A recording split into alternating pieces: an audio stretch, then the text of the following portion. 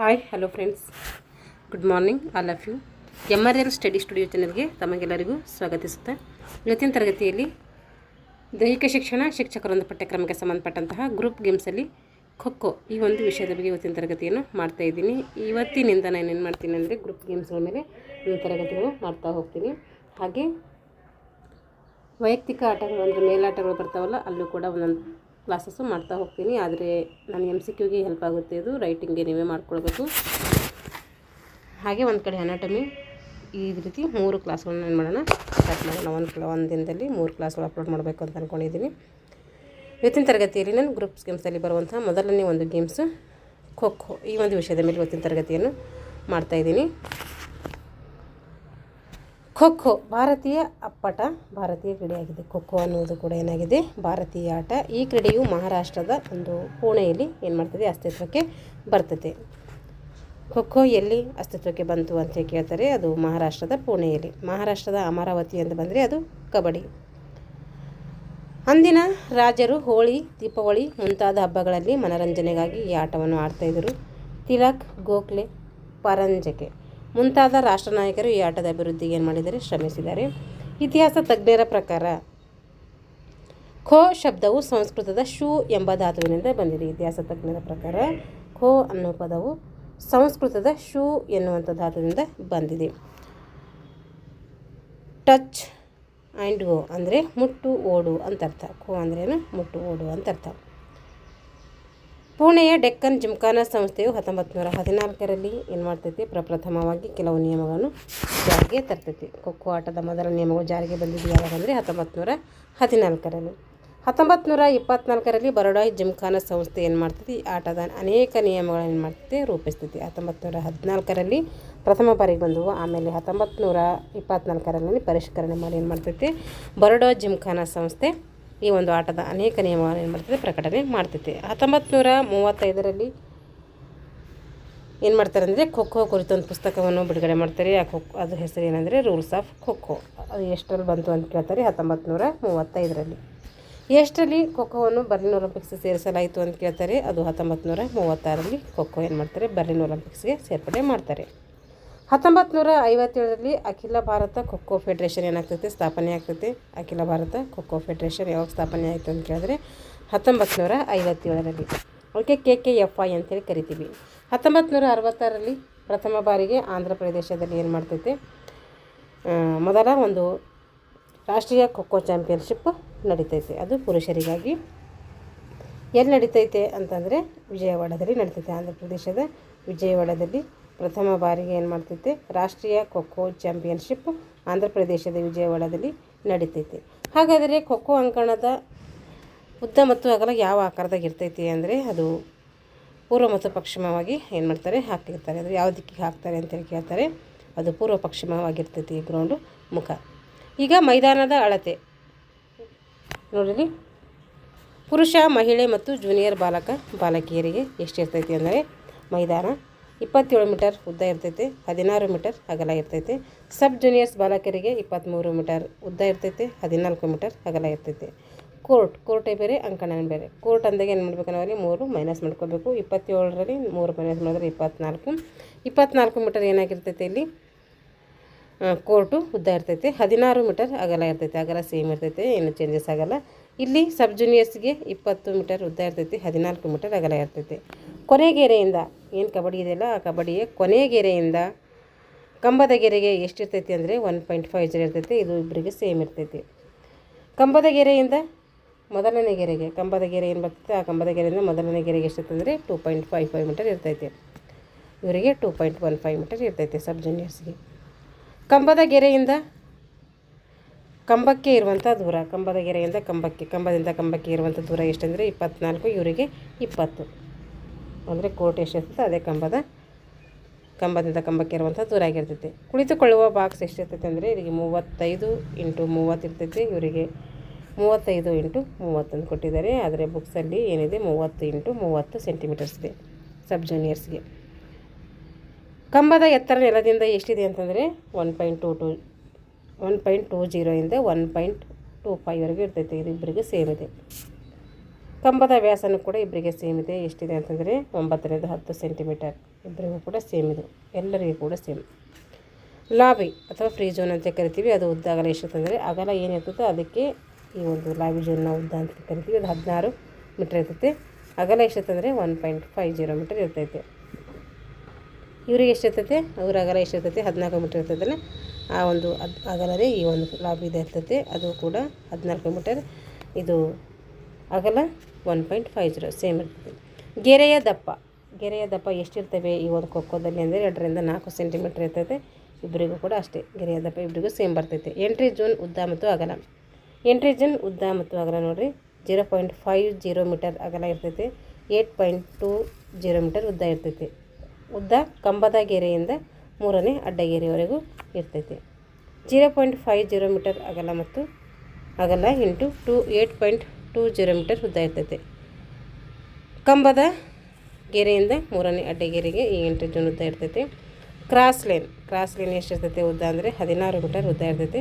35 centimetre ಏನಿರ್ತೈತೆ ಅಗಲ ಇರ್ತೈತೆ. ಇವರಿಗೆ 14 ಮೀಟರ್ ಉದ್ದ, 30 ಸೆಂಟಿಮೀಟರ್ ಅಗಲ ಇರ್ತೈತೆ. ಕ್ರಾಸ್ ಲೈನ್ ಅಂತ ಕರಿತೀವಲ್ಲ, ಅದು ಕ್ರಾಸ್ ಲೈನ್. ಇದು ಎಲ್ಲ ಮೆಜರ್ಮೆಂಟು ನಾವು 6th ಕ್ಲಾಸ್ ಬುಕ್ಸಲ್ಲಿ ಇದೆ ನೀಟಾಗಿ ಅಲ್ಲಿ ಹೇಳ್ತೀನಿ. ನೀಟಾಗಿನೇ ಇಲ್ಲಿ ಅಷ್ಟು ಚೆನ್ನಾಗಿ ಕೊಟ್ಟಿಲ್ಲ ಈ ಒಂದು ಬುಕ್ಸಲ್ಲಿ, ಅದಕ್ಕೆ ತೋರಿಸ್ತಾರೆ ನಾನು. ಇವಾಗ ಸಬ್ಸ್ಟಿಟ್ಯೂಷನ್ ಝೋನ್ ಇದು ಎಷ್ಟಿರ್ತೈತಿ ಅಂದರೆ 1 ಮೀಟರ್ ಉದ್ದ ಇರ್ತೈತಿ, 1 ಮೀಟರ್ ಅಗಲ ಇರ್ತೈತಿ. 1 ಮೀಟರ್ ಉದ್ದ, 1 ಮೀಟರ್ ಅಗಲ ಇರ್ತೈತಿ. ಪಂದ್ಯದ ಸಮಯ ಎಷ್ಟು ಸಮಯ ಆಡಿಸ್ತಾರೆ ಅಂತಂದರೆ ನೋಡಿರಿ, 2 ಇನ್ನಿಂಗ್ಸಲ್ಲಿ ನಡೀತೈತೆ. ಎಷ್ಟು ಸುತ್ತುಗಳಲ್ಲಿ ಅಂತಂದರೆ 4 ಸುತ್ತುಗಳಲ್ಲಿ ನಡೀತೈತೆ. ಇನ್ನಿಂಗ್ಸ್ ಕೇಳಿದರೆ 2 ಇನ್ನಿಂಗ್ಸು, ಸುತ್ತುಗಳು ಕೇಳಿದರೆ 4 ಸುತ್ತು. ಇಲ್ಲಿ ನೋಡಿರಿ 1ನೇ ಸರದಿ. ಇಲ್ಲಿ 1ನೇ ಸರದಿಯಲ್ಲಿ ಎಷ್ಟು ಮಾಡ್ತೀವಿ, 9, ಇಲ್ಲಿ 3 ಇದೆಯಲ್ಲ, ಇದೆಲ್ಲ 5 ಮಾಡ್ಕೋಬೇಕು. 5 ಆಗಿದೆ ಗೌರ್ಮೆಂಟ್ ಟೆಕ್ಸ್ಟ್ ಬುಕ್ಕಲ್ಲೆಲ್ಲ. 9 ನಿಮಿಷ ಆಡಿಸ್ತಾರೆ ಮೊದಲನೇ ಸುತ್ತು. 5 ನಿಮಿಷ ಇರ್ತೈತೆ, ಲಘು ವಿಶ್ರಾಂತಿ ಇರ್ತೈತಿ, ಮತ್ತು 9 ನಿಮಿಷ. ಇದೇನಾಯಿತು, 1 ಇನ್ನಿಂಗ್ಸ್ ಮುಗೀತು. 2 ಸುತ್ತುಗಳಲ್ಲಿ 1 ಇನ್ನಿಂಗ್ಸ್ ಮುಗೀತು. ಈಗ ದೀರ್ಘ ವಿಶ್ರಾಂತಿ ಕೊಡ್ತಾರೆ. ಅದು ದೀರ್ಘ ವಿಶ್ರಾಂತಿ 9 ನಿಮಿಷ ಆಗಿರ್ತೈತೆ. ಆಮೇಲೆ ಮತ್ತೆ 9 ನಿಮಿಷ ಆಡಿಸ್ತಾರೆ, ಮತ್ತು 5 ನಿಮಿಷ ರೆಸ್ಟು, ಮತ್ತು 9 ನಿಮಿಷ ಆಡಿಸ್ತಾರೆ. ಇದು 3ನೇ ಸುತ್ತು, ಇದು ಅಲ್ಪ ವಿಶ್ರಾಂತಿ, ಮತ್ತು ಇದು 4ನೇ ಸುತ್ತಾಗಿರ್ತೈತೆ. ಒಟ್ಟು ಟೋಟಲ್ ಬಂದುಬಿಟ್ಟು ಎಷ್ಟಾಗಿರ್ತೈತೆ ಅಂತಂದರೆ 55 ಮೀಟರ್ ಇರ್ತೈತೆ. 55 ನಿಮಿಷಗಳು ಇರ್ತವೆ. ಸಬ್ ಜೂನಿಯರ್ಸ್ ಬಾಲಕ ಬಾಲಕಿಯರಿಗೆ ಎಷ್ಟಿರ್ತದೆ ನೋಡಿರಿ. ಸಬ್ ಜೂನಿಯರ್ಸ್ ಬಾಲಕ ಬಾಲಕಿಗೆ 7 ನಿಮಿಷ ಆಡಿಸ್ತಾರೆ ಮೊದಲನೇ ಸುತ್ತು, 3 ನಿಮಿಷ ರೆಸ್ಟು, ಮತ್ತು 7 ನಿಮಿಷ ಆಡಿಸ್ತಾರೆ. ದೀರ್ಘ ವಿಶ್ರಾಂತಿ ಬಂದುಬಿಟ್ಟಿಲ್ಲಿ 6 ನಿಮಿಷ ಇರ್ತೈತೆ. ಮತ್ತು 7 ನಿಮಿಷ 3ನೇ ಸುತ್ತು ಆಡಿಸ್ತಾರೆ, ಮತ್ತು ಅಲ್ಪ ವಿಶ್ರಾಂತಿ, ಆಮೇಲೆ 7 ನಿಮಿಷ 4ನೇ ಸುತ್ತು 7 ನಿಮಿಷ ಆದ ಮೇಲೆ ಟೋಟಲ್ ಬಂದುಬಿಟ್ಟು 40 ನಿಮಿಷ ಆಗಿರ್ತದೆ ಇವ್ರದ್ದು. ಇಲ್ಲೇನು ಇದು 7 ಇದೆ ನೋಡ್ರಿ, ಮತ್ತು ನೀವು ಕನ್ಫ್ಯೂಸ್ ಮಾಡ್ಕೊಬಾರ್ದು. ಇಲ್ಲಿ 7, 3, 7 ಇಲ್ಲ 5 ಇದೆ. ಯಾಕೆ 6 ಹೇಳ್ತಾ ಇದ್ದಾರೆ ಅಂದರೆ ಗೌರ್ಮೆಂಟ್ ಟೆಕ್ಸ್ಟ್ ಬುಕ್ಕಲ್ಲಿ ದೀರ್ಘ ವಿಶ್ರಾಂತಿ 6 ಇದೆ. ಖೋಖೋ ಅಂಕಣದ ಒಂದು ಚಿತ್ರಣ ನೋಡ್ರಿ. ಇದು ಈ ಒಂದು ಚಿತ್ರಣ ಇಲ್ಲಿ ಹೇಳ್ತೀನಿ ಅಂತಂದರೆ 6ನೇ ಕ್ಲಾಸ್ ಟೆಕ್ಸ್ಟ್ ಬುಕ್ಕಲ್ಲಿ ನೀಟಾಗಿದೆ. ಅಲ್ಲಿ ಆ ಒಂದು ಕ್ಲಾಸ್ ಮಾಡೋ ಟೈಮಲ್ಲಿ ಅಲ್ಲಿ ನಿಮ್ಗೆ ಹೇಳ್ತೀನಿ. ಇವಾಗ ಅಧಿಕಾರಿ ವರ್ಗ ಎಷ್ಟು ಜನ ಇರ್ತಾರೆ, ಇದರಲ್ಲಿ 6 ಜನ ಇರ್ತಾರೆ. ಒಬ್ಬರು ರೆಫ್ರಿ, 2 ಅಂಪೈರು, ಸ್ಕೋರರ್ ಒಬ್ಬರು, ಅಸಿಸ್ಟೆಂಟ್ ಸ್ಕೋರರ್ ಒಬ್ಬರು, ಟೈಮ್ ಕೀಪರ್ ಒಬ್ಬರು, ಇನ್ನೊಬ್ಬರು ಯಾರಿರ್ತಾರೆ, ರೆಫ್ರಿ ಇರ್ತಾನೆ. ಸರಿ ಹೇಳೋದಲ್ಲ ರೆಫ್ರಿ ನೋಡಿರಿ. ರೆಫ್ರಿ ಒಬ್ಬರು, ಅಂಪೈರ್ ಇಬ್ಬರು, ಸ್ಕೋರರ್ ಒಬ್ಬರು, ಅಸಿಸ್ಟೆಂಟ್ ಸ್ಕೋರರ್ ಒಬ್ಬರು, ಆಮೇಲೆ ಟೈಮ್ ಕೀಪರ್ ಒಬ್ಬರು. ಟೋಟಲ್ ಬಂದುಬಿಟ್ಟು 6 ಜನ. ರಾಷ್ಟ್ರ ಮಟ್ಟದಲ್ಲಿ ಆಟಗಾರರು ಎಷ್ಟಿರ್ತಾರೆ ನೋಡಿರಿ. ರಾಷ್ಟ್ರ ಮಟ್ಟದಲ್ಲಿ ಆಟಗಾರರು 12 ಜನ ಇರ್ತಾರೆ. ಅದರಾಗ 9 ಜನ ಆಟ ಆಡ್ತಾರೆ, 3 ಜನ ಬದಲಿ ಆಟಗಾರರು ಇರ್ತಾರೆ. ಅಂತಾರಾಷ್ಟ್ರೀಯ ಮಟ್ಟದಲ್ಲಿ 15 ಜನ ಇರ್ತಾರೆ. ಅಲ್ಲಿ 9 ಜನ ಆಡ್ತಾರೆ, 3 ಜನ ಬದಲಿ ಆಟಗಾರರು. 15 ಜನ ಇರ್ತಾರೆ, ಬಟ್ ಆದರೆ ಅಲ್ಲಿ ಹೆಸರು ನೋಂದಾಯಿಸಬೇಕಾದ್ರೆ 12 ಜನದೇ ನೋಂದಾಯಿಸಬೇಕು. ಎದೆಯ ಸಂಖ್ಯೆ ನೋಡಿರಿ. ಎದೆಯ ಸಂಖ್ಯೆ ಎಷ್ಟಿರ್ತೈತೆ ಅಂತಂದರೆ ಉದ್ದ ಎಷ್ಟಿರ್ತೈತೆ 10 ಇರ್ತೈತೆ, 10 ಸೆಂಟಿಮೀಟ್ರ್ ಇರ್ತೈತೆ. ಅಗಲ ಎಷ್ಟಿರ್ತೈತೆ 1 ಸೆಂಟಿಮೀಟ್ರ್ ಇರ್ತೈತೆ. ಹೈಟ್ ಇದೆಯಲ್ಲ, ಅದು ಹೈಟ್ ಎಷ್ಟಿರ್ತದೆ ಅಂದರೆ 2 ಸೆಂಟಿಮೀಟರ್ ಇರ್ತೈತೆ. ಇದು ಮುಂದುಗಡೆ. ಆಮೇಲೆ ಹಿಂದುಗಡೆ ನೋಡಿರಿ. ಹಿಂದುಗಡೆ ಎಷ್ಟಿರಬೇಕು ನೋಡಿರಿ. ಹಿಂದೆ ಎಷ್ಟಿರ್ತದೆ ಅಂದರೆ ಮುಂದೆ ಹೋಲಿಸಿದ್ರೆ ಹಿಂದೆ ಏನಿರ್ತದೆ ಜಾಸ್ತಿ ಇರ್ತದೆ. ಇದು 20 ಸೆಂಟಿಮೀಟರ್ ಎಷ್ಟಿರ್ತೈತೆ, 20 ಸೆಂಟಿಮೀಟರ್ ಉದ್ದ ಇರ್ತೈತೆ. ಅಗಲ ಎಷ್ಟಿರ್ತೈತೆ 10 ಸೆಂಟಿಮೀಟರ್. ದಪ್ಪ ಎಷ್ಟು ದಪ್ಪ ಹಾಕಿರ್ತಾರೆ ಇದ್ರದ್ದು ಅಂತಂದರೆ 2 ಸೆಂಟಿಮೀಟರ್ ದಪ್ಪ ಹಾಕಿರ್ತಾರೆ. ಹಿಂದೆ ಯಾಕೆ ಹಚ್ಚಿದ್ರೆ ಹಿಂದೆ ಸ್ಪಷ್ಟವಾಗಿ ಎಷ್ಟು ದೂರ ಇದ್ದರೂ ಆ ಒಂದು ಕ್ರೀಡಾಪಟು ಕಾಣಲಿ ಅನ್ನೋ ಒಂದು ವಿಷಯದ ಆ ರೀತಿ ಹಾಕ್ತಾರೆ. ಅಂತಾರಾಷ್ಟ್ರೀಯ ಮಟ್ಟದಲ್ಲಿ 1ರಿಂದ 15ರವರೆಗೆ, ರಾಜ್ಯ ಮತ್ತು ರಾಷ್ಟ್ರ ಮಟ್ಟದಲ್ಲಿ 1ರಿಂದ 12ರವರೆಗೆ ಏನಿರ್ತವೆ ಸಂಖ್ಯೆಗಳು ಇರ್ತವೆ. ಎಲ್ಲಿಂದ ಸ್ಟಾರ್ಟ್ ಮಾಡ್ತೀವಿ ಅಂದರೆ 1ರಿಂದ 12, ರಾಷ್ಟ್ರ ಮಟ್ಟದಲ್ಲಿ 1ರಿಂದ 15, ಅಂತಾರಾಷ್ಟ್ರೀಯ ಮಟ್ಟದಲ್ಲಿ. ವೇಳೆ ತೋರಿಸುವ ಫಲಕಗಳು ಇವು ಎಷ್ಟಿರ್ತವೆ? ವೇಳೆ ತೋರಿಸುವ ಫಲಕಗಳು ಅಂತಂದರೆ ಇದ್ರ ಹೈಟ್ ಬಂದುಬಿಟ್ಟು 2 ಸೆಂಟಿಮೀಟರ್ ಇರ್ತೈತೆ. ಇವು ಎಷ್ಟಿರ್ತವೆ ಅಂತಂದರೆ 1ರಿಂದ 8 ಸಂಖ್ಯೆಗಳು ಇರ್ತವೆ. ಅಳತೆ ಎಷ್ಟಿರ್ತವೆ ಅಂದರೆ ಇವು 20 ಸೆಂಟಿಮೀಟರ್ ಅಗಲ ಇರ್ತೈತೆ, 30 ಸೆಂಟಿಮೀಟರ್ ಉದ್ದ ಇರ್ತೈತೆ. ಅದ್ರ ಜೊತೆಗೆ 30 ಸೆಂಟಿಮೀಟರ್ನ ಹ್ಯಾಂಡಲ್ನೊಂದಿಗೆ ಸಂಖ್ಯೆಗಳು ಕೂಡ ಇಲ್ಲಿ ಹಾಕಿರ್ತಾರೆ. ಕಾರ್ಡ್ ಎಷ್ಟಿರ್ತದೆ ನೋಡಿರಿ, ಕಾರ್ಡು ಎತ್ತರ 7 ಸೆಂಟಿಮೀಟರ್, ಅಗಲ 5 ಸೆಂಟಿಮೀಟರ್. ಕೆಂಪು ಮತ್ತು ಹಳದಿ ಕಾರ್ಡುಗಳು ಇಲ್ಲಿ ನಿರ್ಣಾಯಕ ಮತ್ತು ಮುಖ್ಯ ತೀರ್ಪುಗಾರರಲ್ಲಿ ಇರಬೇಕು. ಕೆಂಪು ಮತ್ತು ಹಳದಿ ಕಾರ್ಡುಗಳು ಏನಿರ್ತವೆ ಮುಖ್ಯ ತೀರ್ಪುಗಾರರಲ್ಲಿ ಇರಬೇಕು. ಇಲ್ಲಿ ಮುಖ್ಯವಾದ ನಿಯಮಗಳು ನೋಡಿರಿ, ಕಬಡ್ಡಿ ಹೆಂಗೆ ಆಡಬೇಕು ಅಂತೇಳಿ. ಕಬಡ್ಡಿ ಅಂತ ಇದ್ದೀನಿ. ಖೋ ಆಟವನ್ನು ಪ್ರಾರಂಭಿಸುವುದು ಮತ್ತು ಮುಕ್ತಾಯಗೊಳಿಸುವುದು ಯಾರಂದರೆ ಅದು ಟೈಮ್ ಕೀಪರ್. ಯಾರ ಆದೇಶದ ಮೇರೆಗೆ ಮಾಡ್ತಾನೆ ಅಂದರೆ ಮುಖ್ಯ ತೀರ್ಪುಗಾರನ ಆದೇಶದ ಮೇರೆಗೆ ಮಾಡ್ತಾನೆ. ಯಾವುದೋ ಒಂದು ಸಿಗ್ನಲ್ ನೀಡೋದ್ರ ಮೂಲಕ ಮಾಡ್ತಾನೆ ಅಂದರೆ ಸೀಟಿ ಊದೋದ್ರ ಮೂಲಕ ಮಾಡ್ತಾನೆ, ಅಂದರೆ ವಿಜಿಲ್ ಹಾಕೋದ್ರ ಮೂಲಕ ಚಾಲನೆ ಕೊಡ್ತಾನೆ. ಒಂದು ಪಂದ್ಯದಲ್ಲಿ ಎಷ್ಟು ಸುತ್ತುಗಳು ಇರ್ತವೆ ಅಂತ ನೋಡಿದ್ದೀವಿ, 4 ಸುತ್ತುಗಳು ಇರ್ತವೆ. ಇನ್ನಿಂಗ್ಸ್ ಕೇಳಿದರೆ 2 ಇನ್ನಿಂಗ್ಸ್. ಇದೆಲ್ಲ ಆಗಿದೆ ಟೈಮಿಂದ, ಇದು ಬೇಡ, ಸುಮ್ಮನೆ ಪಿಟ್ ಮಾಡೋದು ಬೇಡ, ಟೈಮಿಂದ ಆಗ್ತೈತೆ ನೋಡಿರಿ. ಒಂದು ಬ್ಯಾಚ್ ಔಟ್ ಆದಾಗ 2 ಉತ್ತಮ ಸರಿಯಾದ ಖೋ ಕೊಡ್ಬೋದ್ರೊಳಗಾಗಿ ಏನು ಮಾಡಬೇಕು, ರಕ್ಷಣೆ ಆಟಗಾರರು ಒಳಗಡೆ ಬರಬೇಕು. ಒಂದು ಬ್ಯಾಚ್ ಔಟ್ ಆದಾಗ 2 ಉತ್ತಮ ಖೋ ಕೊಡಲೇಬೇಕು. ಒಂದು ಬ್ಯಾಚ್ ಹೋಗಿದೆ ಅಂದರೆ 3 ಜನ ಔಟ ಹೋಗಿದ್ದಾರೆ ಅಂದರೆ ಅವರು ಉತ್ತಮ 2 ಖೋ ಕೊಡಲೇಬೇಕು. ರಕ್ಷಣೆ ಆಟಗಾರರು 2 ಸರಿಯಾದ ಖೋ ಕೊಡುವುದರೊಳಗಾಗಿ ಏನು ಮಾಡಬೇಕು, ಪ್ರವೇಶ ಪಡಿಲೇಬೇಕು. ಒಂದು ವೇಳೆ ಪಡೆಯದಿದ್ದರೆ ಏನು ಮಾಡ್ತಾರೆ, ಎಷ್ಟು ಜನ ಪಡೆದಿಲ್ಲವೋ ಅಷ್ಟು ಜನಕ್ಕೆ ಔಟ್ ಕೊಟ್ಬಿಡ್ತಾರೆ. 3 ಜನ ಪಡಿಬೇಕಾಗಿತ್ತು, ಪಡೆದಿಲ್ಲ ಅವರಂದರೆ 3 ಜನಕ್ಕೆ ಔಟ್ ಕೊಟ್ಬಿಡ್ತಾರೆ. ಸಕ್ರಿಯ ದಾಳಿಗಾರನ್ನು ಕಡ್ಡಾಯವಾಗಿ ಒಂದು ಖೋ ಹಾಕದೆ ಏನು ಮಾಡಬಾರ್ದು, ಮುಂದಿನ ಬ್ಯಾಚಿನ ಆಟಗಾರನ್ನು ಮುಟ್ಟುವ ಹಾಗಿಲ್ಲ. ಏನು ಮಾಡಬೇಕು, ಏನು ಮುಟ್ತಾ ಇದ್ದಾರಲ್ಲ 3 ಜನ ಔಟಾಗಿ ಹೋಗ್ತಾರೆ, ಒಂದು ಖೋ ಹಾಕಿದ್ಮೇಲೆ ಮುಟ್ಟಬೇಕು. ಅವ್ರು ಬಂದ ತಕ್ಷಣ ಅವ್ರಿಗೆ ಹಿಡಿತೀನಿ ಅಂದರೆ ಅದೇ ರೀತಿ ಕೊಡೋದಿಲ್ಲ. ಹಾಗೇನಾದರೂ ಮುಟ್ಟಲು ಹೋಗಿದ್ರೆ ಮುಖ್ಯ ತೀರ್ಪುಗಾರ ಏನು ಮಾಡ್ತಾರೆ, ಖೋ ಕೊಡ್ಲಾಕ ಏನು ಮಾಡ್ತಾರೆ, ನಿರ್ದೇಶನ ನೀಡ್ತಾರೆ. ಅಧಿಕ ಅವಧಿ ಕನಿಷ್ಠ ದಾಳಿಯಲ್ಲಿ ನಡೆಸುವಾಗ, ಅಧಿಕ ಅವಧಿ ನೀಡಿದಾಗ ಕನಿಷ್ಠ ದಾಳಿ ನಡೆಸುವಾಗ ಮುಖ್ಯ ತೀರ್ಪುಗಾರನ ಏನಾಗಿರ್ತಾನೆ, ಇಲ್ಲಿ ವೇಳೆ ನಿರೀಕ್ಷಕನಾಗಿ ಕೆಲಸ ಮಾಡ್ತಾನೆ. ಇಲ್ಲಿ ಟೈಮ್ ಕೀಪರ್ಗೆ ಯಾವುದೇ ಕೆಲಸ ಇರೋದಿಲ್ಲ.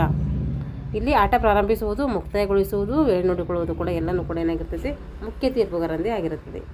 ಸಹಾಯಕ ತೀರ್ಪುಗಾರರು ಇವರು ಹಳದಿ ಕಾರ್ಡನ್ನು ಮಾತ್ರ ತೋರಿಸಬಹುದು. ಅಸಿಸ್ಟೆಂಟ್ ಸ್ಕೋರರ್ ಅಂತ ಕರಿತೀವಲ್ಲ, ಸಹಾಯಕ ತೀರ್ಪುಗಾರರು ಅಂದರೆ ನಿರ್ಣಾಯಕರು, ಅಸಿಸ್ಟೆಂಟ್ ಸ್ಕೋರರ್ ಇವರು ಅಂದರೆ ಇಬ್ಬರು ತೀರ್ಪುಗಾರ ಇರ್ತಾರಲ್ಲ ಅವ್ರೇನು ಮಾಡ್ತಾರೆ, ಹಳದಿ ಕಾರ್ಡನ್ನು ತೋರಿಸ್ಬೋದು, ಅಂಪೈರ್ ಅಂತ ಕರಿತೀವಿ ಅವರಿಗೆ. ಅದು ಮುಖ್ಯ ತೀರ್ಪುಗಾರನ ಗಮನಕ್ಕೆ ತರಬೇಕು. ಆಗ ಆಟಗಾರನ ದುರ್ವರ್ತನೆ ಮುಂದುವರೆದಾಗ ಏನು ಮಾಡ್ತಾರೆ, ಮತ್ತೆ ಹಳದಿ ಕಾರ್ಡ್ ತೋರಿಸ್ತಾರೆ. ಒಂದು ಪಂದ್ಯದಲ್ಲಿ ಏನಾದರೂ ಒಬ್ಬ ಕ್ರೀಡಾಪಟು 2 ಹಳದಿ ಕಾರ್ಡ್ ತೋರಿಸ್ಕೊಂಡಿದ್ದಾನೆ ಅಂದರೆ ಅವನು ಏನು ಮಾಡ್ತಾನೆ, ಒಂದು ಕೆಂಪು ಕಾರ್ಡಿಗೆ ಸಮ ಅಂತೇಳಿ ಒಂದು ಗ್ರೂಪಿನಿಂದ ಏನು ಮಾಡ್ತಾರೆ, ವಿಂಗಡಣೆ ಅಂದರೆ ಉಚ್ಚಾಟನೆ ಮಾಡ್ತಾರೆ. ಮುಖ್ಯ ತೀರ್ಪುಗಾರನು ಹಳದಿ ಮತ್ತು ಕೆಂಪು ಕಾರ್ಡನ್ನು ತೋರಿಸ್ಬೋದು. ಅಂಪೈರು ಹಳದಿ ಕಾರ್ಡನ್ನು ಮಾತ್ರ ತೋರಿಸ್ತಾರೆ. ಆದರೆ ಮುಖ್ಯ ತೀರ್ಪುಗಾರರು ಅಂದರೆ ರೆಫ್ರಿ ಹಳದಿನೂ ತೋರಿಸ್ಬೋದು, ಕೆಂಪು ತೋರಿಸ್ಬೋದು.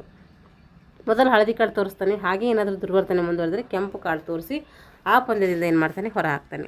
ದಾಳಿ ಮಾಡುವ ಸಮಯದಲ್ಲಿ ದಾಳಿ ಮಾಡುವ ತಂಡದ ನಾಯಕನು ನಿಗದಿಪಡಿಸಿದ ಅವಧಿಗಿಂತ ಮೊದಲೇ ದಾಳಿಯನ್ನು ಅಂತ್ಯಗೊಳಿಸ್ಬೋದು. ನೋಡಿ, ದಾಳಿ ಮಾಡುವ ಸಮಯದಲ್ಲಿ ದಾಳಿ ಮಾಡುವ ತಂಡದ ನಾಯಕ ಏನಿರ್ತಾನೆ, ನಿಗದಿಪಡಿಸಿದ ಇಷ್ಟು ಸಮಯ ಅಂತೇಳಿ ಆ ಒಂದು ಅವಧಿಗಿಂತ ಮೊದಲೇ ದಾಳಿಯ ಪಾಳಿಯನ್ನು ಏನ್ಬೋದು ಅಂತ್ಯಗೊಳಿಸ್ಬೋದು. ಯಾವಾಗ ಅಂದರೆ ಅದು ಮುಖ್ಯ ತೀರ್ಪುಗಳನ್ನು ನಿರ್ಧರಿಸಿಕೊಂಡು ಆ ರೀತಿ ಮಾಡ್ಕೋಬೋದು. ರಕ್ಷಣೆ ಆಟಗಾರನು ಚೌಕದಲ್ಲಿ ಕುಳಿತಿರುವ ದಾಳಿಗಾರನು ಆಟ ನಡೆದ ಸಂದರ್ಭದಲ್ಲಿ ಮುಟ್ಟಿದರೆ 1 ಬಾರಿ ಏನು ಮಾಡ್ತಾರೆ, ಸೂಚನೆಯನ್ನು ನೀಡ್ತಾರೆ. 2ನೇ ಬಾರಿ ಏನಾದರೂ ಮುಂದುವರೆದರೆ ಅವು ಮಾಡ್ತಾರೆ, ಔಟ್ ಅಂತೇಳಿ ಏನು ಮಾಡ್ತಾರೆ, ಪರಿಗಣಿಸ್ತಾರೆ. ರಕ್ಷಣೆ ಆಟಗಾರನು ಚೌಕದಲ್ಲಿ ಕುಳಿತಿರುವ ದಾಳಿಗಾರನು ಆಟ ನಡೆದ ಸಂದರ್ಭದಲ್ಲಿ ಮುಟ್ಟಿದರೆ, ರಕ್ಷಣೆ ಆಟಗಾರನನ್ನು ಚೌಕದಲ್ಲಿ ಕುಳಿತಿರುವ ದಾಳಿಗಾರನು ಆಟ ನಡೆದ ಸಂದರ್ಭದಲ್ಲಿ ಏನಾದರೂ ಮುಟ್ಟಿದರೆ 1 ಬಾರಿ ಸೂಚನೆ ನೀಡ್ತಾರೆ. 2ನೇ ಬಾರಿ ಮುಟ್ಟಿದರೆ ಔಟ್ ಅಂತೇಳಿ ಏನು ಮಾಡ್ತಾರೆ, ಪರಿಗಣಿಸ್ತಾರೆ. ಮುಖ್ಯ ತೀರ್ಪುಗಾರನು ಯಾರು ಮಾಡ್ತಾರೆ ಆ ಥರ ಔಟ್ ಅಂದರೆ ಮುಖ್ಯ ತೀರ್ಪುಗಾರ ಮಾಡ್ತಾನೆ. ದಾಳಿಗಾರನು ಖೋ ಪಡೆದ ನಂತರ ಏನಾಗಿರ್ತಾನೆ, ಸಕ್ರಿಯ ಆಟಗಾರನಾಗಿರ್ತಾನೆ. ನಾಣ್ಯ ಚಿಮ್ಮುವಿಕೆ ಕೆಲಸ ಯಾರು ಮಾಡ್ತಾರೆ ಇಲ್ಲಿ ಅಂದರೆ ಮುಖ್ಯ ತೀರ್ಪುಗಾರ ಮಾಡ್ತಾನೆ. ಫಾಲೋ ಆನ್ ಯಾವಾಗ ನೀಡ್ಬೋದು ಅಂದರೆ 9 ಅಂಕಗಳ ಮುಂದಿದ್ರೆ ಅವಾಗ ಏನು ಫಾಲೋ ಆನ್ ನೀಡ್ಬೋದು. ಏನಾದರೂ ತಂಡದ ನಾಯಕ ಒಪ್ಪಿದ್ರೆ ಏನು ಮಾಡಬೇಕು, 6, 7, 8ರಿಂದಲೂ ಕೂಡ ಏನು ಮಾಡ್ತಾರೆ, ಫಾಲೋ ಆನನ್ನು ನೀಡ್ತಾರೆ. ಪಂದ್ಯ ಮುಗಿದಾಗ ಫಲಿತಾಂಶವನ್ನು ಎಲ್ಲರ ಅಂಕಿತ ಹಾಕಿ ಮುಖ್ಯ ತೀರ್ಪುಗಾರನ ಫಲಿತಾಂಶ ಏನು ಮಾಡಬೇಕು, ಪ್ರಕಟಣೆ ಮಾಡ್ತಾರೆ. ಪಂದ್ಯ ಮುಗಿದ ಮೇಲೆ ಎಲ್ಲರೂ ಸಹಿ ಹಾಕ್ತಾರೆ. ಆಮೇಲೆ ಯಾರು ಪ್ರಕಟಣೆ ಮಾಡ್ತಾರೆ ಅಂದರೆ ಮುಖ್ಯ ತೀರ್ಪುಗಾರ ಪ್ರಕಟಣೆ ಮಾಡ್ತಾನೆ. ಅಂಕ ಗುಣಿಕೆದಾರರು ಮಧ್ಯಂತರ ಅಂಕಗಳು ಏನಾದರೂ ಬಲ ಸಂಘಟಕರಲ್ಲಿ ಕಳಿಸಲು ಮುಖ್ಯ ತೀರ್ಪುಗಾರನ ಅಂಕಿತದೊಂದಿಗೆ ಏನು ಮಾಡಬೇಕು, ಕಳಿಸಬೇಕು. ಮಧ್ಯದಲ್ಲಿ ಏನಾದರೂ 2ನೇ ಸುತ್ತು 3ನೇ ಸುತ್ತು ಆದಾಗಿ ರೀತಿ ಕಳಿಸ್ಬೇಕಂದ್ರೆ ಅವಾಗ ಏನು ಮಾಡಬೇಕು, ಮುಖ್ಯ ತೀರ್ಪುಗಾರನ ಸಹಿ ಹಾಕ್ಕೊಂಡೇ ಕಳಿಸ್ಬೇಕು. ಪೋಲ್ ಕಿಕ್ ಮಾಡಿದರೆ ಏನಾಗ್ತೈತೆ, ಅವಾಗ ಫಾಲ್ ಆಗುವಂಥ ಸಂಭವ ಇರ್ತೈತೆ. ಪಂದ್ಯ ಸಮ ಅಥವಾ ಟೈ ಡ್ರಾ ಅಂತೀವಲ್ಲ. ಲೀಗ್ ಮಾದರಿಯ ಒಂದು ಪಂದ್ಯದಲ್ಲಿ ಸಮವಾದಾಗ ಎರಡು ತಂಡಗಳಿಗೆ ಒಂದೊಂದು ಅಂಕ ಏನು ಮಾಡ್ತಾರೆ ನೀಡ್ತಾರೆ. ಗೆದ್ದ ತಂಡಕ್ಕೆ 2 ಅಂಕ ಕೊಡ್ತಾರೆ, ಸೋತ ತಂಡಕ್ಕೆ 0 ಅಂಕ ಕೊಡ್ತಾರೆ. ನಾಕೌಟ್ ಮಾದರಿ ಇಲ್ಲದೆ ಏನಾದರೂ ಪಂದ್ಯ ಸಮ ಆದರೆ, ಲೀಗ್ ಮಾದರಿಯಲ್ಲಿ ಸಮ ಆದರೆ ಗೆದ್ದ ತಂಡಕ್ಕೆ 2 ಅಂಕ, ಸೋತ ತಂಡಕ್ಕೆ 0 ಅಂಕ. ಏನಾದರೂ ನಾಕೌಟ್ ಮಾದರಿಯಲ್ಲಿ ಸಮ ಆದರೆ ಲೀಗು ನಾಕೌಟು ಅಂತೇಳಿ ಬರ್ತವೆ ಪಂದ್ಯಾಟಗಳು. ಅದನ್ನೊಂದು ಒಂದು ಕ್ಲಾಸ್ ಮಾಡಿದ್ದೀನಿ, ಇನ್ನು ಅದ್ರ ಮೇಲೆ ಮಾಡಬೇಕು, ಅದನ್ನು ಕೂಡ ಕಂಟಿನ್ಯೂ ಮಾಡ್ತೀನಿ. 2ನೇ ಇನ್ನಿಂಗ್ಸ್ ಅಂಕಗಳು ಸೇರಿ ಎರಡೂ ತಂಡಗಳು ಸಮಗೊಂಡಾಗ, 2 ಇನ್ನಿಂಗ್ಸ್ ಅಂಕಗಳು ಸೇರಿ ಅಂದರೆ 4 ಸುತ್ತುಗಳು ಸೇರಿ ಎರಡೂ ತಂಡಗಳು ಏನಾದರೂ ಸಮಗೊಂಡವು ಅಂದರೆ 3ನೇ ಭಾಗದ ಆಟವನ್ನು ಎರಡೂ ತಂಡಗಳು ಒಂದು ಬಾರಿ ಏನು ಮಾಡಬೇಕು, ದಾಳಿ ಮಾಡಬೇಕು, ಒಂದು ಬಾರಿ ಏನು ಮಾಡಬೇಕು, ರಕ್ಷಣೆ ಮಾಡಬೇಕು. ಇದಕ್ಕೇನಾದರೂ ಅಧಿಕ ಇನ್ನಿಂಗ್ಸ್ ಅಂತ ಕರಿತೀವಿ. ಮುಖ್ಯ ತೀರ್ಪುಗಾರನು ಏನು ಮಾಡ್ತಾರೆ, ಈ ಒಂದು ಅಧಿಕ ಇನ್ನಿಂಗ್ಸ್ ಘೋಷಣೆ ಮಾಡ್ತಾರೆ. ಸಮಯ ಒಂದು ಸರದಿಯ ಸಮಯ ಆ ವಿಭಾಗಕ್ಕೆ ತಕ್ಕಂತೆ ಇರ್ತೈತೆ. ಅಂದರೆ ಸಬ್ ಜೂನಿಯರ್ಸ್ ಇರ್ತಿದ್ರಲ್ಲ ಅವರವರಿಗೆ ತಕ್ಕಂತೆ ಇರ್ತೈತೆ. 3ನೇ ಸರದಿಗೆ ಮತ್ತೊಮ್ಮೆ ಏನಾದರೂ ನಾಣ್ಯ ಚಿಮ್ಮಬೇಕಾ ಅಂದರೆ ಚಿಮ್ಮುವ ಹಾಗಿಲ್ಲ. ಮೊದಲ ನಾಣ್ಯದ ಪ್ರಕಾರ ನಿರ್ಣಯಕ್ಕೆ ತಂಡ ಆಯ್ಕೆ ಮಾಡ್ತಾರೆ. ಇಲ್ಲಿಯೂ ಏನಾದರೂ ಸಮ ಆದರೆ, ಅಧಿಕ ಇನ್ನಿಂಗ್ಸ್ ನೀಡಿದಾಗ ಕೂಡ ಸಮ ಆಯಿತು ಅಂದರೆ ಅವಾಗ ಏನು ಮಾಡ್ತಾರೆ, ಕನಿಷ್ಠ ದಾಳಿ ಅಂದರೆ ಮಿನಿಮಮ್ ಚೇಸನ್ನು ಕೊಡ್ತಾರೆ. ಇಲ್ಲಿ ಅದಕ್ಕೆ ಏನಂತೀವಿ, ಕನಿಷ್ಠ ದಾಳಿ ಅಂತ ಕರಿತೀವಿ. 3ನೇ ಸರದಿಯಲ್ಲಿ ಎರಡೂ ತಂಡಗಳು ಸಮಾನಾದ ಅಂಕಗಳನ್ನು ಪಡೆದಿದ್ದರೆ ಆಗ ಮಿತವಾದ ದಾಳಿ ನೀಡುವುದು. ಇಲ್ಲಿ ರಕ್ಷಣೆ ಆಟಗಾರರ ಒಳಗೆ ಬರಬೇಕು. ಆಕ್ರಮಣ ಆಟಗಾರ ತಂಡವು ಮೊದಲ ಅಂಕವನ್ನು ಪಡೆದ ತಕ್ಷಣ ಏನು ಮಾಡಬೇಕು, ಸಮಯ ದಾಖಲೆ ಮಾಡ್ಕೋಬೇಕು. ಅದೇ ರೀತಿ ಎದುರಾಳಿ ತಂಡಕ್ಕೂ ಏನು ಮಾಡಬೇಕು, ಅವಕಾಶ ನೀಡಬೇಕು. ಯಾರು ಇದರಲ್ಲಿ ಕಡಿಮೆ ಸಮಯದಲ್ಲಿ ಔಟ್ ಮಾಡ್ತಾರೋ ಅವರೇ ಏನಾಗಿರ್ತಾರೆ, ಇಲ್ಲಿ ಜಯಶಾಲಿ ಆಗಿರ್ತಾರೆ. ಒಂದು ವೇಳೆ ಮೊದಲು ಮುಟ್ಟಿದ ತಂಡದ ಸಮಯದೊಂದಿಗೆ ಮುಟ್ಟದಿದ್ದರೆ 30 ಸೆಕೆಂಡ್ ಹೆಚ್ಚು ಆದ ನಂತರ ಸುತ್ತನ್ನು ಏನು ಮಾಡ್ತಾರೆ, ಮುಕ್ತಾಯಗೊಳಿಸಬೇಕು. ಏನು ಮಾಡ್ತಾರೆ, ಇದರಲ್ಲಿ ಕಡಿಮೆ ಸಮಯದಲ್ಲಿ ಔಟ್ ಮಾಡ್ತಾರೋ ಅವರು ಏನಾಗಿರ್ತಾರೆ, ಜಯಶಾಲಿ ಆಗಿರ್ತಾರೆ. ಒಂದು ವೇಳೆ ಮೊದಲು ಮುಟ್ಟಿದ ತಂಡದ ಸಮಯದೊಂದಿಗೆ ಮುಟ್ಟದಿದ್ದರೆ 30 ಸೆಕೆಂಡ್ ಆದ ನಂತರ ಏನು ಮಾಡ್ತಾರೆ, ಸುತ್ತನ್ನು ಮುಕ್ತಾಯಗೊಳಿಸ್ತಾರೆ. ಅಂದರೆ 30 ಸೆಕೆಂಡ್ ಕೊಡ್ತಾರೆ ಅಂತ ಅರ್ಥ ಇಲ್ಲಿ. ಆಟಕ್ಕೆ ತಡೆ. ಆಟ ಯಾವಾಗ ತಡೆ ಆಯ್ತದೆ ಅಂದರೆ ಪಂದ್ಯಗಳು ಯಾವುದೇ ಕಾರಣದಿಂದ ಅಪೂರ್ಣಗೊಂಡಾಗ ಅವಧಿಗೆ ಅನುಗುಣವಾಗಿ, ಅಂದರೆ ಆ ಪಂದ್ಯವು ಅಪೂರ್ಣವಾದ ಅವಧಿಯಲ್ಲಿ ಏನು ಮಾಡಬೇಕು, ಅಪೂರ್ಣಗೊಂಡ ಆ ಸುತ್ತನ್ನು ಮಾತ್ರ ಆಡಿಸಬೇಕು. ಮೊದಲಿನಿಂದ ಇಲ್ಲಿ ಅಧಿಕಾರಿಗಳಾಗಲಿ ಆಟಗಾರರಾಗಲಿ ಬದಲಾವಣೆ ಮಾಡುವ ಹಾಗಿಲ್ಲ. ಯಾವುದೇ ತೊಂದರೆಗಳಿಂದ ಪಂದ್ಯವು ಆ ಸೀಸನ್ನಲ್ಲಿ ಮುಗಿಯದಿದ್ದರೆ ಅಂತಹ ಪಂದ್ಯವನ್ನು ಏನು ಮಾಡಬೇಕು, ಮೊದಲಿನಿಂದಲೇ ಪೂರ್ತಿಯಾಗಿ ಮರುಪಂದ್ಯ ಆಡಿಸಬೇಕು. ಇಲ್ಲಿ ಆಟಗಾರರು ಮತ್ತು ಕ್ರೀಡಾಧಿಕಾರಿಗಳನ್ನು ಬದಲಾವಣೆ ಆಗ್ಬೋದು. ಪೂರ್ತಿಯಾಗಿ ಮರುಪಂದ್ಯ ಆಡಿಸಬೇಕಿಲ್ಲಿ. ಇಲ್ಲಿ ಆಟಗಾರರು ಮತ್ತು ಕ್ರೀಡಾಧಿಕಾರಿಗಳು ಬದಲಾವಣೆ ಆಗ್ಬೋದು ಇಲ್ಲಿ, ಯಾಕಂದರೆ ರೀಮ್ಯಾಚ್ ಇರ್ತದಲ್ಲ ಅದಕ್ಕೆ. ಲಾಬಿ ಪಡಸಾಲೆ ಅಂದರೆ ನೋಡಿರಿ, ಆಟದ ಮೈದಾನದ ಸುತ್ತಲೂ ಏನು ಮಾಡ್ತಾರೆ, 1.50 ಮೀಟರ್ ಅಂತರದಲ್ಲಿ ಸುತ್ತಲೂ ಗುರುತಿಸುವವರ ಒಂದು ಗೇರಿಗೆ ಏನಂತೀವಿ ನಾವು ಲಾಬಿ ಅಂತೇಳಿ ಕರಿತೀವಿ. ಇಲ್ಲಿ ದಾಳಿಗಾರರು. ಅಂಕಣದಲ್ಲಿ ಚೌಕದಲ್ಲಿ ಕುಳಿತಿರುವ 8 ಮಂದಿ ಆಟಗಾರರಿಗೆ ಏನಂತೀವಿ ನಾವು ದಾಳಿಗಾರರು ಅಥವಾ ಮುಟ್ಟುವವರು ಅಂತೇಳಿ ಕರಿತೀವಿ. ಸಕ್ರಿಯ ದಾಳಿಗಾರ ಅಂದರೆ ಎದುರಾಳಿ ರಕ್ಷಣೆಗಾರರನ್ನು ಮುಟ್ಟಲು ಪ್ರಯತ್ನಿಸುವ 9ನೇ ಆಟಗಾರನಿಗೆ ಏನಂತೀವಿ ನಾವು ಸಕ್ರಿಯ ದಾಳಿಗಾರ ಅಂತೇಳಿ ಕರಿತೀವಿ. ಅಥವಾ ದಾಳಿಗಾರ ಖೋ ಪಡೆದ ನಂತರ ಅವನೇನಾಗಿರ್ತಾನೆ, ಸಕ್ರಿಯ ದಾಳಿಗಾರನಾಗಿರ್ತಾನೆ. ಓಡುವವರು. ಅಂಕಣದಲ್ಲಿ ಕುಳಿತು ಮುಟ್ಟುವವರು ಮತ್ತು ಸಕ್ರಿಯ ದಾಳಿಗಾರನ ಹೊರತುಪಡಿಸಿದ ಎದುರಾಳಿ ತಂಡಕ್ಕೆ ಓಡುವವರಿಗೆ ಏನಂತೀವಿ ಓಡುವವರು ಅಂತೇಳಿ ಕರಿತೀವಿ. ರಕ್ಷಣೆಗಾರರು. ಆಟ ಪ್ರಾರಂಭವಾದಾಗ ಅಂಕಣದಲ್ಲಿರುವ 3 ತಪ್ಪಿಸಿಕೊಳ್ಳುವ ಆಟಗಾರರಿಗೆ ರಕ್ಷಕರು ಅಂತೇಳಿ ಏನು ಮಾಡ್ತೀವಿ, ಕರಿತೀವಿ. ಹೊರಗುಳಿದವರಿಗೆ ಏನಂತೀವಿ ನಾವು ಓಡುವವರು ಅಂತೇಳಿ ಕರಿತೀವಿ. ಇಲ್ಲಿ ಪ್ರಶಸ್ತಿಗಳು ನೀಡ್ತಾರೆ ನೋಡ್ರಿ, ಯಾವ ರೀತಿ ಏನೇನು ಪ್ರಶಸ್ತಿ ನೀಡ್ತಾರೆ ಅಂತೇಳಿ.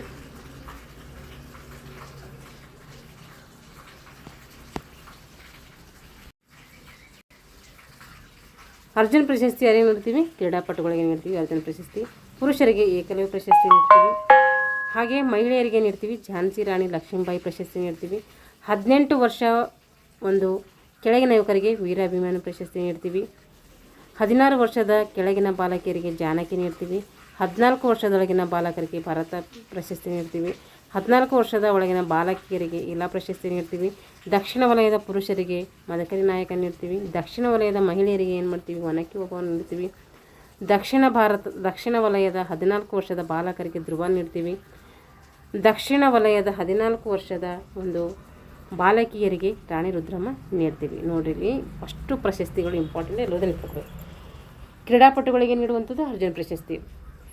ಪುರುಷರಿಗೆ ಏನು ಮಾಡ್ತೀವಿ, ಏಕಲವ್ಯ ಪ್ರಶಸ್ತಿ ನೀಡ್ತೀವಿ. ಇದು ಕರ್ನಾಟಕ ಸರ್ಕಾರ ನೀಡ್ತೈತಿ. ಅರ್ಜುನ್ ಪ್ರಶಸ್ತಿ ಭಾರತ ಸರ್ಕಾರ ನೀಡ್ತೈತಿ.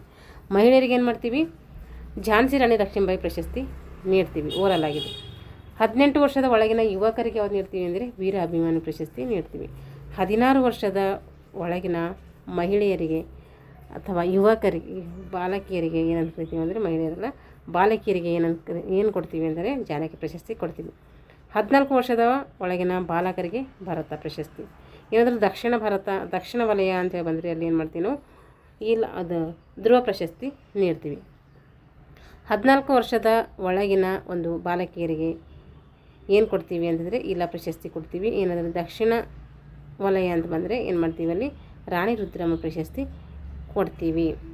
ಇಲ್ಲಿ ದಕ್ಷಿಣ ವಲಯಕ್ಕೆ ಕೊಡುವಂಥ ಪ್ರಶಸ್ತಿಗಳು ಬೇರೆ ಇದ್ದಾವೆ, ನಾರ್ಮಲಾಗಿ ಕೊಡುವಂಥ ಪ್ರಶಸ್ತಿಗಳು ಬೇರೆ ಇದ್ದಾವೆ. ದಕ್ಷಿಣ ವಲಯದ ಒಂದು ಏನು ಮಾಡ್ತೀವಿ ಪುರುಷರಿಗೆ ಮದಕರಿಗೆ ಕೊಡ್ತೀವಿ. ಓನ್ಲಿ ಪುರುಷರು ಬಂದರೆ ಏಕಲವ್ಯ ಪ್ರಶಸ್ತಿ. ದಕ್ಷಿಣ ವಲಯದ ಮಹಿಳೆಯರಂತೂ ಬಂದರೆ ಅವ್ರೇನು ಕೊಡ್ತೀವಿ ಒನಕೆ ಓಬವ್ವ. ಓನ್ಲಿ ಮಹಿಳೆಯರಂತ ಬಂದರೆ ಝಾನ್ಸಿ ರಾಣಿ ಲಕ್ಷ್ಮೀಬಾಯಿ. ಆಮೇಲೆ ದಕ್ಷಿಣ ವಲಯದ 14 ವರ್ಷದ ಬಾಲಕರಿಗೆ ಏನು ಕೊಡ್ತೀವಿ ಧ್ರುವ ಕೊಡ್ತೀವಿ. ಓನ್ಲಿ ಬಾಲಕರು ಅಂತ ಬಂದರೆ ಅಲ್ಲಿ ಭರತ ಕೊಡ್ತೀವಿ. ದಕ್ಷಿಣ ವಲಯದ 14 ವರ್ಷದ ಬಾಲಕಿಯರು ಬಂದರೆ ರಾಣಿ ರುದ್ರಮ್ಮ ಕೊಡ್ತೀವಿ. ಅಲ್ಲಿ ಓನ್ಲಿ ಬಾಲಕಿಯರು ಬಂದರೆ ಜಾನಕಿ ಕೊಡ್ತೀವಿ. ಈ ರೀತಿ ಪ್ರಶಸ್ತಿಗಳನ್ನು ಮಾಡಬೇಕು, ವಿಂಗಡಣೆ ಮಾಡಿಕೊಂಡು ಓದಬೇಕು. ನೀವು ಒಂದ್ಸರಿ ನೋಡ್ಕೊಡ್ರಿ. ಖೋಖೋ ಆಟದಲ್ಲಿ ಚಾಂಪಿಯನ್ಶಿಪ್ ಸಂಘಟನೆ ಮಾಡ್ತಾರೆ. ಯಾವ್ಯಾವ ಸಂಘಟನೆ ಮಾಡ್ತಾರೆ ಅಂತೇಳಿ ನೋಡಿರಿ. ನ್ಯಾಷನಲ್ ಚಾಂಪಿಯನ್ಶಿಪ್ ಮಾಡ್ತಾರೆ, ಜೂನಿಯರ್ ನ್ಯಾಷನಲ್ ಚಾಂಪಿಯನ್ಶಿಪ್ ಮಾಡ್ತಾರೆ, ಸ್ಕೂಲ್ ಚಾಂಪಿಯನ್ಶಿಪ್ ಅಂತ ಮಾಡ್ತಾರೆ, ಸಬ್ ಜೂನಿಯರ್ ನ್ಯಾಷನಲ್ ಚಾಂಪಿಯನ್ಶಿಪ್ ಮಾಡ್ತಾರೆ, primary mini school ಚಾಂಪಿಯನ್ಶಿಪ್ಪು, national women ಚಾಂಪಿಯನ್ಶಿಪ್ಪು. ಅದರ ಉಚ್ಚಾರಣೆ ವಿಮೆನೇ, ಅದನ್ನು ನಾವು ವುಮೆನ್ ಅಂತ ಓದ್ತೀವಿ. ಫೆಡರೇಷನ್ ಕಪ್ ಖೋಖೋ ಪಂದ್ಯಾವಳಿ, ಆಲ್ ಇಂಡಿಯಾ ಯೂನಿವರ್ಸಿಟಿ ಚಾಂಪಿಯನ್ಶಿಪ್. ಇಷ್ಟು ಚಾಂಪಿಯನ್ಶಿಪ್ ಏನು ಮಾಡ್ತೀವಿ ನಾವು ಖೋಖೋದಲ್ಲಿ ಕೊಡ್ತೀವಿ. ಅರ್ಜುನ ಪ್ರಶಸ್ತಿ ಪಡೆದಂತಹ ಆಟಗಾರ ನೋಡಿರಿ. ನೀಲಿಮಾ ರೋಲ್ಕರ್ 1974ರಲ್ಲಿ ಪಡೆದಿದ್ದಾರೆ. ಶ್ರೀರಂಗ ಇನಾಮ್ದಾರ್ ಮತ್ತು ಉಷಾ ನಾಗರ್ಕರ್ ಅವರು 1975ರಲ್ಲಿ ಪಡೆದಿದ್ದಾರೆ. ಎಸ್ ರುದ್ರಮ್ಮರವರು 1976ರಲ್ಲಿ ಪಡೆದಿದ್ದಾರೆ. ಶೇಖರ್ ಧಾರವಾಡ್ಕರ್ ಮತ್ತು ಅಚಲಾಡಿ ಅವರು ಪಡೆದಿದ್ದಾರೆ. ಶಾಂತಾರಾಮ್ ಜಾಧವ್, ಸುಷ್ಮಾ ಸರಲ್ಕರ್, ಹೇಮಂತ್ ತಕ್ಕಲ್ಕರ್ 1987ರಲ್ಲಿ ಪಡೆದಿದ್ದಾರೆ. ಎಸ್ ಪ್ರಕಾಶ್ ಇವರು ಕರ್ನಾಟಕದವರು 1984ರಲ್ಲಿ ಪಡಿತಾರೆ. ನಮ್ಮ ಕರ್ನಾಟಕದವ್ರು ನೆನ್ಪಿಟ್ಕೋಬೇಕು. ಸುರೇಖಾ ಭಗವಾನ್ ಕುಲಕರ್ಣಿ 1985ರಲ್ಲಿ ಪಡಿತಾರೆ. ಶೋಭಾ ನಾರಾಯಣ್ ಕರ್ನಾಟಕದವರು, ಇಂಪಾರ್ಟೆಂಟು ನೆನ್ಪಿಟ್ಕೋಬೇಕು. ಎಸ್ ಪ್ರಕಾಶ್ ಮತ್ತು ಶೋಭಾ ನಾರಾಯಣ್ ಕರ್ನಾಟಕದವರು ಅರ್ಜುನ ಪ್ರಶಸ್ತಿ ಪಡೆದವರು. ಇವಾಗ ಕೆಲವು ಸ್ಕಿಲ್ಗಳು ಬರ್ತವೆ, ತಪ್ಪಿಸಿಕೊಳ್ಳುವಂತಹ ಸ್ಕಿಲ್ಗಳು, ದಾಳಿ ಮಾಡುವಂತಹ ಸ್ಕಿಲ್ಗಳು ಅಂತೇಳಿ. ತಪ್ಪಿಸಿಕೊಳ್ಳುವಂತಹ ಸ್ಕಿಲ್ಗಳು ನೋಡಿರಿ. ಸಿಂಗಲ್ ಚೈನ್ ಮಾಡ್ಬೋದು, double chain, 3-6 of 1-3-6-1-3, 3-1 chain short ring, medium long ring, ಇವೆಲ್ಲ ಏನು ತಪ್ಪಿಸಿಕೊಳ್ಳುವಂಥ ಸ್ಕಿಲ್. ಈ ಒಂದು ಸ್ಕಿಲ್ಗಳು ಬಳಸಿ ನಾವು ತಪ್ಪಿಸ್ಕೊಳ್ಬೋದು. ಹಾಗಾದರೆ ದಾಳಿ ಹೇಗೆ ಮಾಡಬೇಕು ಅಂದರೆ ಬೈಕೋ ಕೊಡಬೇಕು, chain, heel touch, cross touch, fake and touch, fake and kho, pole dive, taking the direction. ಇಷ್ಟು ದಾಳಿ ಮಾಡುವಂತಹ ಕೌಶಲ್ಯಗಳು. ಈ ಒಂದು ಲೆಸನ್ಗೆ ಸಂಬಂಧಪಟ್ಟಂತಹ ಪ್ರಶ್ನೋತ್ತರಗಳಿದ್ದಾವೆ, ಅದನ್ನು ಕೂಡ ಇಲ್ಲಿ ಬಿಡಿಸೋಣ. ಖೋಖೋ ರೂಲ್ಸ್ ಆಫ್ ಖೋಖೋ ಯಾವಾಗ ಜಾರಿಗೆ ಬಂತಂದರೆ 1935ರಲ್ಲಿ ಜಾರಿಗೆ ಬರ್ತೈತಿ. KKFI ಅಂದರೆ ಅಖಿಲ ಭಾರತ ಖೋಖೋ ಫೆಡರೇಷನ್ ಯಾವಾಗ ಸ್ಥಾಪನೆ ಅಂತಂದರೆ 1957. ಖೋಖೋ ಆಟಕ್ಕೆ ಪ್ರಥಮವಾಗಿ ನಿಯಮಗಳು ಯಾವಾಗ ರೂಪಿಸಿದೆ ಅಂದರೆ ಡೆಕ್ಕನ್ ಜಿಮ್ಖಾನ ಸಂಸ್ಥೆ 1914ರಲ್ಲಿ. 1924ರಲ್ಲಿ ಏನು ಮಾಡ್ತೈತಿ ಬರೋಡಾ ಜಿಮ್ಖಾನ ಸಂಸ್ಥೆ ಏನು ಮಾಡ್ತೈತಿ ಕೆಲವೊಂದು ನಿಯಮಗಳು ಅದಕ್ಕೆ ಆ್ಯಡ್ ಮಾಡ್ತದೆ. 1940 ಕೊಟ್ಟಿದ್ದಾರೆ. ಇದು 40 ಅಲ್ಲ 60 ನೋಡಿದ್ದೀವಿ ನಾವು, 60 ಅಂತೇಳಿ. ಅಲ್ಲಿ ರಾಷ್ಟ್ರೀಯ ಖೋಖೋ ಚಾಂಪಿಯನ್ಶಿಪ್ ಏನು ಮಾಡ್ತೈತೆ ನಡೀತೈತೆ. ಎಲ್ಲಿ ನಡೀತೈತೆ ಅಂದರೆ ಆಂಧ್ರ ಪ್ರದೇಶದ ವಿಜಯವಾಡದಲ್ಲಿ ನಡೀತೈತೆ ಪ್ರಥಮ ಖೋಖೋ ರಾಷ್ಟ್ರೀಯ ಚಾಂಪಿಯನ್ಶಿಪ್. ಅದು ಜೂನಿಯರ್ ಬಾಲಿಕೆಯರ ಖೋಖೋ ಮೈದಾನದ ಅಗಲ ಮತ್ತು ಉದ್ದ ಎಷ್ಟಿರ್ತದೆ ಅಂದರೆ ಅಲ್ಲಿ 27 ಮೀಟರ್ ಉದ್ದ ಇರ್ತೈತಿ, 16 ಮೀಟರ್ ಅಗಲ ಇರ್ತೈತಿ. ಸಬ್ ಜೂನಿಯರ್ಸ್ ಬಂದರೆ 24 ಮೀಟರ್ ಉದ್ದ ಇರ್ತೈತಿ, 14 ಮೀಟರ್ ಅಗಲ ಇರ್ತೈತಿ. ಪುರುಷರ ವಿಭಾಗದ ಖೋಖೋ ಅಂಕಣದ ಸಿಟ್ಟಿಂಗ್ ಬಾಕ್ಸ್ ಅಳತೆ ಎಷ್ಟಿರ್ತೈತೆ ಅಂದರೆ ಅವರಿಗೆ 35x30 ಇರ್ತೈತೆ, 30 ಸೆಂಟಿಮೀಟರ್ ಇರ್ತೈತೆ. ಸಬ್ ಜೂನಿಯರ್ಸ್ ಬಾಲಕಿಯರ ಎಂಟ್ರಿ ಝೋನ್ನ ಉದ್ದ ಮತ್ತು ಅಗಲ ಎಷ್ಟಿರ್ತದೆ ಅಂದರೆ ಕಂಬದ ಗೆರೆಯಿಂದ 3ನೇ ಅಡ್ಡಗೆರೆಗೆ ಅಗಲ ಎಷ್ಟಿರ್ತದೆ ಅಲ್ಲಿಗೆ ಅಂದರೆ 50 ಸೆಂಟಿಮೀಟರ್ ಇರ್ತೈತೆ. 6.85 ಮೀಟರ್ ಉದ್ದ ಇರ್ತೈತೆ, 0.50 ಮೀಟರ್ ಅಗಲ ಇರ್ತೈತೆ. ಖೋಖೋ ಅಂಕಣದ ಕೊನೆ ಗೆರೆಯಿಂದ ಕಂಬದ ಗೆರೆಗೆ ಇರುವಂಥ ಅಂತರ ಎಷ್ಟು ಅಂತಂದರೆ 1.50 ಮೀಟರ್ ಇರ್ತೈತೆ. ಪ್ರೌಢಶಾಲಾ ಬಾಲಕರ ಖೋಖೋ ಅಂಕಣದಲ್ಲಿ ಕಂಬದ ಗೆರೆಯಿಂದ ಮೊದಲನೇ ಗೆರೆಗೆ ಇರುವಂಥ ಅಂತರ ಎಷ್ಟು ಅಂದರೆ 2.55 ಮೀಟರ್ ಇರ್ತೈತೆ. ಖೋಖೋ ಆಟದಲ್ಲಿ ಸಬ್ಸ್ಟ್ರಕ್ಷನ್ ಝೋನ್ ಎಷ್ಟಿರ್ತದೆ ಅಂದರೆ 1.1 ಇರ್ತೈತೆ. ಜೂನಿಯರ್ ಬಾಲಕ ಮತ್ತು ಬಾಲಕಿಯರ ಖೋಖೋ ಆಟದ ಒಟ್ಟು ಸಮಯ ಎಷ್ಟಿರ್ತದೆ ಅಂದರೆ ಅದು 48 ನಿಮಿಷ ಇರ್ತೈತೆ. ಖೋಖೋ ಪಂದ್ಯವನ್ನು ಪ್ರಾರಂಭಿಸುವುದು ಮತ್ತು ಮುಕ್ತಾಯಗೊಳಿಸುವುದು ಯಾವ ಒಂದು ತೀರ್ಪುಗಾರರ ಕೆಲಸ ಅಂದರೆ ಅದು ಸಮಯ ಪಾಲಕರು, ಟೈಮ್ ಕೀಪರ್ದು ಕೆಲಸ. ಅದು ಯಾರ ಆದೇಶದ ಮೇರೆಗೆ ಅಂದರೆ ಮುಖ್ಯ ತೀರ್ಪುಗಾರನ ಆದೇಶದ ಮೇರೆಗೆ. ನಾಕೌಟ್ ಪಂದ್ಯಗಳಲ್ಲಿ 2 ತಂಡಗಳಿಗೆ ಅಂಕಗಳು ಸಮವಾದಾಗ ಏನು ಕೊಡ್ತೀವಿ ಅಂದರೆ ಒಂದು ಹೆಚ್ಚುವರಿ ಅವಧಿ ಆಡಿಸ್ತೀವಿ. ಆವಾಗ ಮೂರನೇ ಅವಧಿ ಅಂತ ಕರಿತೀವಿ. ಅದಕ್ಕೆ ಅಧಿಕ ಅವಧಿ ಅಂತ ಕೂಡ ನಾವು ಕರಿತೀವಿ. ಮಿತವಾದ ದಾಳಿ ಮಿನಿಮಮ್ ಚೇಸ್ ಸಮಯ ಎಷ್ಟಿರ್ತೈತಿ ಅಂತಂದರೆ 30 ಸೆಕೆಂಡ್ಸ್ ಇರ್ತೈತಿ. ಮುಖ್ಯ ತೀರ್ಪುಗಳನ್ನು ಒಂದು ಆದೇಶದ ಮೇರೆಗೆ ಮಾಡಬೇಕು. ಈ ಒಂದು ತೀರ್ಪುಗಳನ್ನು ಮುಕ್ತಾಯಗೊಳಿಸಲು ಇರಬೇಕಾದಂತಹ ಅಂತರ ಎಷ್ಟು ಅಂತ ಕೇಳ್ತಾರೆ, ಅದು 30 ಸೆಕೆಂಡ್ಸ್. ಮಿನಿಮಮ್ ಚೇಸ್ನಲ್ಲಿ ವೇಳೆಯ ನಿರೀಕ್ಷಕರು ಯಾರಾಗಿರ್ತಾರೆ ಅಂದರೆ ಮುಖ್ಯ ತೀರ್ಪುಗಾರರೇ ಆಗಿರ್ತಾರೆ. ಆಟ ಪ್ರಾರಂಭಿಸುವುದು ಅವರೇ, ವಿಜಿಲ್ ಹಾಕೋದು ಅವರೇ, ಎಲ್ಲ ಓವರಲ್ಲಾಗಿ ಅವರೇ ನೋಡ್ಕೊತಾರೆ. ಇಲ್ಲಿ ಟೈಮ್ ಕೀಪರ್ದು ಯಾವುದೇ ಕೆಲಸ ಇರೋದಿಲ್ಲ. ಇಲ್ಲಿ ಮೂರನೇ ರಕ್ಷಣೆಯ ಆಟಗಾರ ಔಟ್ ಆದಾಗ ದಾಳಿಗಾರ ಎಷ್ಟು ಖೋ ಕೊಡೋದ್ರೊಳಗಾಗಿ ರಕ್ಷಣೆ ಆಟಗಾರ ಪ್ರವೇಶ ಪಡಿಬೇಕಂದ್ರೆ ಸರಿಯಾದ 2 ಖೋ ಕೊಡೋದ್ರೊಳಗೆ ಬರಬೇಕು. ಏನಾದರೂ ನಾವು ಮುಟ್ಟಬೇಕಾದ್ರೆ 1 ಖೋ ಹಾಕಿದ ಮೇಲೆ ಮುಟ್ಟಬೇಕು. ಮಿತವಾದ ದಾಳಿ ಮಿನಿಮಮ್ ಚೇಸ್ ಪ್ರಾರಂಭಿಸುವುದು ಮತ್ತು ಮುಕ್ತಾಯಗೊಳಿಸುವುದು ಯಾರಂದರೆ ಅದು ಮುಖ್ಯ ತೀರ್ಪುಗಾರರು. ಖೋ ಆಟದಲ್ಲಿ ಬಳಸುವಂಥ ಕಾರ್ಡ್ಗಳು ಯಾವುವು ಅಂದರೆ ಹಳದಿ ಮತ್ತು ಕೆಂಪು. ವೀರಾಭಿಮಾನಿ ಪ್ರಶಸ್ತಿ ಯಾರಿಗೆ ಕೊಡ್ತೀವಿ ಅಂದರೆ 18 ವರ್ಷದ ಯುವಕರಿಗೆ ಕೊಡ್ತೀವಿ. ಜಾನಕಿ ಪ್ರಶಸ್ತಿ ಯಾರಿಗೆ ಕೊಡ್ತೀವಿ ಅಂದರೆ 16 ವರ್ಷದ ಒಂದು ಬಾಲಕಿಯರಿಗೆ ಕೊಡ್ತೀವಿ. ಜೂನಿಯರ್ ಬಾಲಕರ ಖೋ ಅಂಕಣದ ಎಂಟ್ರಿ ಜೂನ್ ಎಷ್ಟಿರ್ತೈತಿ ಅಂತಂದರೆ ಅದು ಉದ್ದ ಕಂಬಗೆರೆಯಿಂದ ಮುರಂಡೆಗೆರೆಗೆ 50 ಸೆಂಟಿಮೀಟರ್ ಅಗಲ ಇರ್ತೈತಿ. ಅಂದರೆ 8.20 ಮೀಟರ್ ಉದ್ದ, 0.50 ಮೀಟರ್ ಏನಿರ್ತೈತಿ ಅಗಲ ಇರ್ತೈತಿ. ಖೋ ಪದವು ಡ್ಯಾಸ್ ಪದದಿಂದ ಬಂದಿದೆ ಅಂದರೆ ಸಂಸ್ಕೃತದ ಶೂ ಎನ್ನುವ ಧಾತುವಿನಿಂದ ಬಂದಿದೆ. ಖೋ ಆಟ ಉಗಮವಾದ ಎಲ್ಲಿ ಅಂದರೆ ಮಹಾರಾಷ್ಟ್ರದ ಪುಣೆಯಲ್ಲಿ. ಒಂದು ಖೋ ಪಂದ್ಯವು ಸಾಮಾನ್ಯವಾಗಿ ಹೊಂದಿರುವ ಸುತ್ತುಗಳು ಎಷ್ಟು ಅಂದರೆ ಸಾಮಾನ್ಯವಾಗಿ 4 ಸುತ್ತುಗಳು ಇರ್ತವೆ. ರಕ್ಷಣೆ ಆಟಗಾರ ಚೌಕದಲ್ಲಿ ಕುಳಿತಿರುವಂತಹ ದಾಳಿಗಾರನು ದಾಳಿಯನ್ನು ಆಟ ಮಾಡುವ ಸಮಯದಲ್ಲಿ ಎಷ್ಟು ಬಾರಿ ಮುಟ್ಟಬಹುದು ಅಂತಂದರೆ 1 ಬಾರಿ ಮುಟ್ಟಬಹುದು. ಒಂದಕ್ಕಿಂತ ಹೆಚ್ಚಾದರೆ ಏನು ಮಾಡ್ತಾರೆ, 2 ಬಾರಿ ಏನಾದರೂ ಆದರೆ ಅದಕ್ಕಿಂತ ಹೆಚ್ಚಾದರೆ ಔಟ್ ಕೊಡ್ತಾರೆ.